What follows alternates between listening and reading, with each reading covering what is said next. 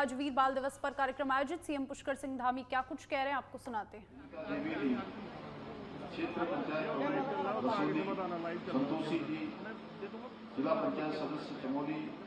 गजेंद्र राणा जी, शंभू प्रसाद सती जी, विजय प्रसाद मालसी जी, अतुल शाह जी, संरक्षक बंड विकास संगठन गौरव कुमार जी, जिलाधिकारी सुरजीत सिंह पवार जी, पुलिस अधीक्षक एवं इस मेले में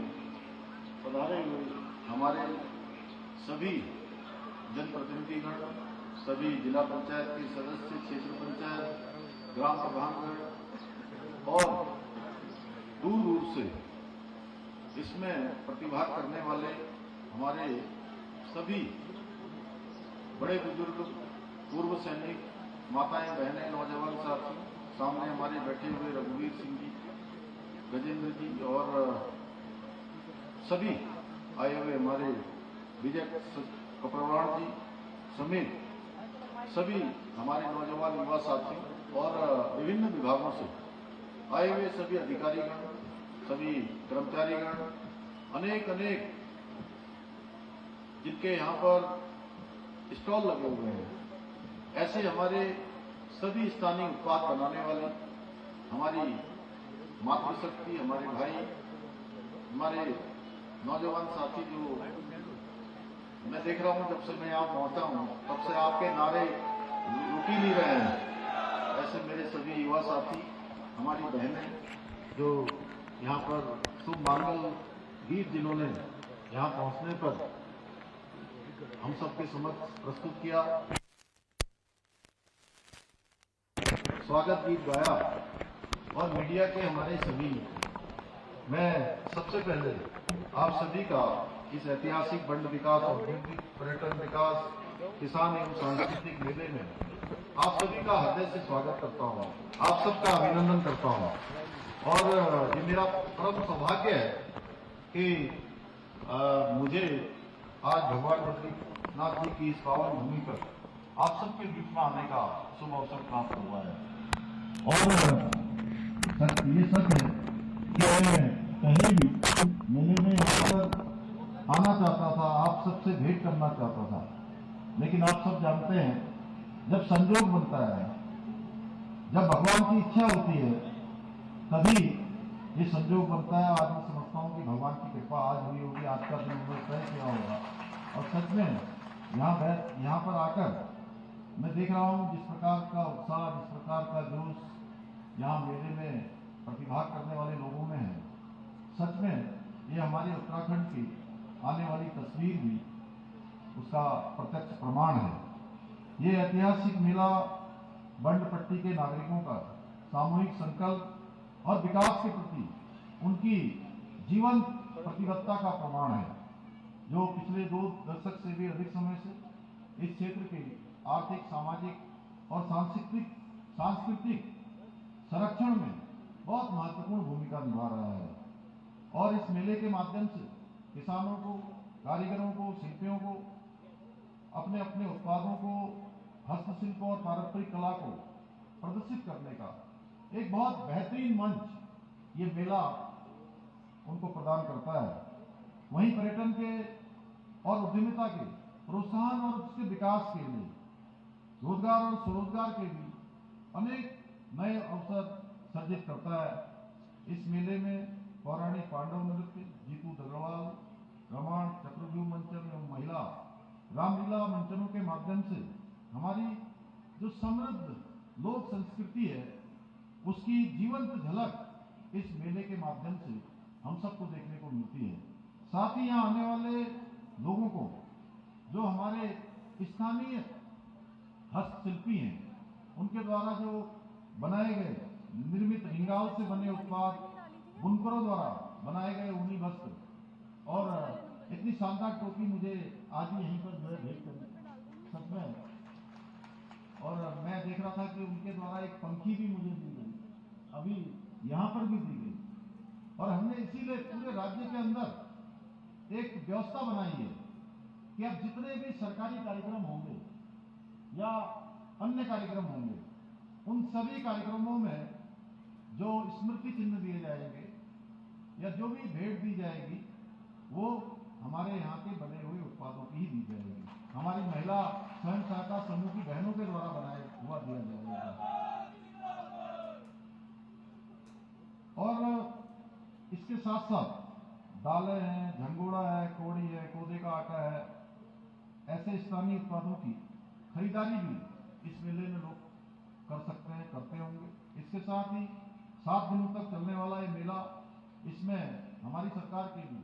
विभिन्न विभागों के द्वारा लगाए गए स्टॉलों के माध्यम से जन कल्याणकारी योजनाओं की जानकारी भी उपलब्ध कराई जा रही है, जिससे क्षेत्र के निवासियों की समस्याओं के निराकरण के साथ साथ जो पात्र लोग हैं, जिनको योजनाओं का लाभ मिलना चाहिए, उनको योजनाओं का लाभ दिलाना भी सुनिश्चित इस मेले के माध्यम से किया जा सकेगा। और आप सबको पता है कि इस समय हमने राज्य के अंदर एक अभियान प्रारंभ किया है, जन जन की सरकार जन जन के द्वार। और इस अभियान के माध्यम से हम सभी सीमांत क्षेत्र, गांवों के क्षेत्र, दूरस्थ क्षेत्र, पर्वतीय क्षेत्र, ऐसे क्षेत्रों में हमारा पूरा प्रशासन के सभी प्रशासनिक विभाग पहुंचकर हर न्याय पंचायत के स्तर पर समस्याओं का समाधान कर रहे हैं। मैं आज इस मेले के माध्यम से आप सब लोगों से यह भी कहना चाहता हूं कि आप सब अपने अपने नजदीक के स्थानों पर जहां भी इस प्रकार के ये आयोजन हो रहे हैं, उन आयोजनों में अवश्य प्रतिभाग करें और इन कार्यक्रमों में अपनी सहभागिता करके स्वयं का भी और स्वयं के आसपास के लोगों को भी लाभ दिलाने में अपना सहयोग निश्चित रूप से प्रदान करें। भाइयों बहनों, मुझे बताया गया है इस मेले की शुरुआत 1986 में बंड क्षेत्र की 2 दर्जन से अधिक ग्राम सभाओं के द्वारा एक किसान मेले के रूप में की गई थी, परंतु सीमित संसाधनों के कारण लगभग 1.5 वर्ष तक इसका आयोजन नहीं हो सका था। लेकिन बंड क्षेत्र के नागरिकों की सामूहिक चेतना का परिणाम है कि इस मेले का पुनः इसका आयोजन प्रारंभ हो चुका है और आज ये चमोली जनपद के एक प्रमुख मेले के रूप में अपनी एक विशिष्ट पहचान बना रहा है। इसके लिए मैं अभी शाह जी यहाँ से बोल रहे थे, मैं यहाँ के सभी स्थानीय निवासियों का, व्यापारियों का, किसान भाइयों का और मेले के आयोजन से जुड़े हुए प्रत्येक व्यक्ति जो मेले के आयोजन में अपना सहयोग कर रहा है, उन सभी के प्रति आभार व्यक्त करता हूं, जिनके समर्पण और योगदान से इस मेले का एक भव्य स्वरूप आज देखने को मिल रहा है। भाइयों बहनों, पिछले दिनों राज्य की रजत जयंती के अवसर पर आदरणीय प्रधानमंत्री श्री नरेंद्र मोदी जी ने हम सब प्रदेशवासियों को संबोधित करते हुए हमारे पारंपरिक मेलों और इस प्रकार के उत्सवों को बढ़ावा देने के लिए 1 डिस्ट्रिक्ट 1 फेस्टिवल यानी कि एक जिला एक मेला विकसित करने का आह्वान किया था। मेरा मानना है इस पहल के माध्यम से हमारे राज्य के विभिन्न क्षेत्रों में आयोजित होने वाले जो पारंपरिक मेले हैं, वो न केवल राष्ट्रीय और अंतर्राष्ट्रीय स्तर पर नई पहचान उनको मिल सकेगी, इसके साथ ही हमारे जो शानदार उत्पाद बनाने वाले हस्तशिल्पी हैं,